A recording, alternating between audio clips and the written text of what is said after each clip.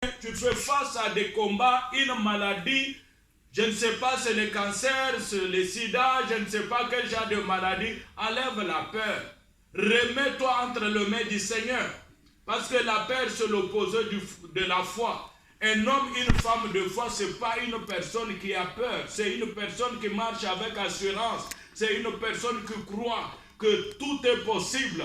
Même si en lui-même il sent ou ressent qu'il ne peut rien.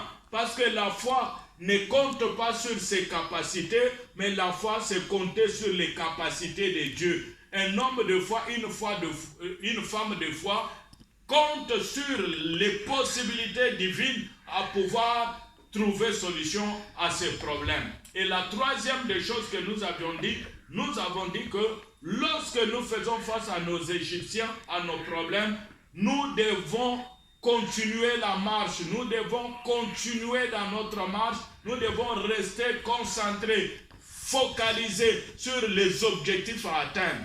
Tu as des objectifs à atteindre. Tu as une mission sur cette terre. Tu es en marche. Sache bien, mes frères et sœurs, que l'adversité viendra, les difficultés viendront, mais ces difficultés-là ne pourront pas empêcher le plan de Dieu, la bénédiction de Dieu de pouvoir se matérialiser dans ta vie.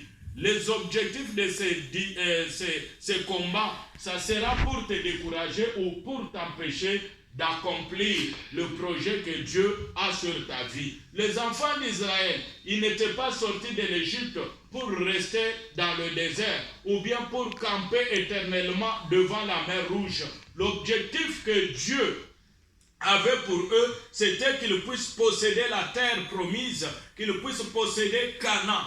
Ils devaient marcher, ils devaient continuer et ne pas regarder aux difficultés ou bien aux Égyptiens qui venaient derrière eux. Et nous aussi, dans les difficultés de nos vies, dans les combats de nos vies, bien-aimés frères et sœurs, restons concentrés sur les objectifs à atteindre.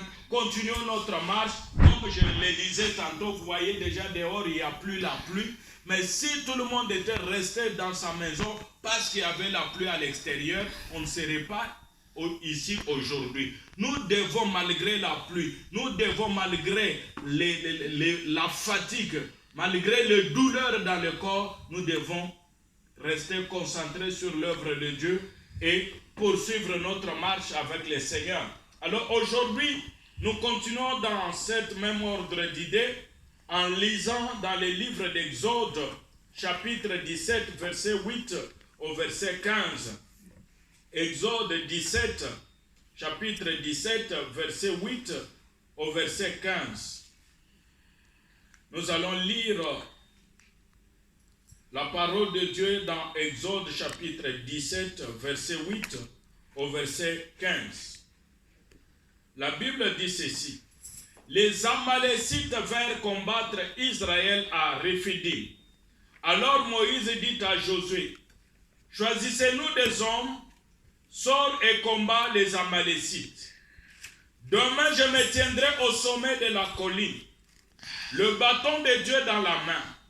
Josué se conforma à ce que lui avait dit Moïse pour combattre les Amalécites. Quant à Moïse, Aaron et Hur, ils montèrent au sommet de la colline. Lorsque Moïse levait la main, Israël était le plus fort.